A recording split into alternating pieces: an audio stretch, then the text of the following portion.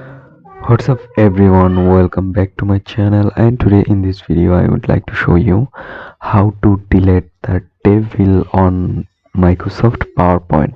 It's pretty much easy and simple. So let's begin our video. Guys, there you can see a table on my PowerPoint is showing.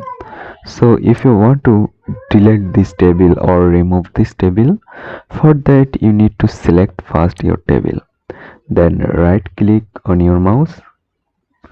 Then you can see lot of option like that, or otherwise you can select your table, then click on del button on your laptop or desktop on your keyboard.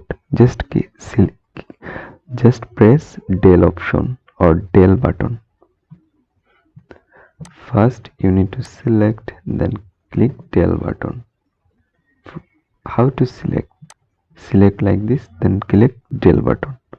That's it. Now your table already deleted. So in this way you can delete your table on Microsoft PowerPoint very easily.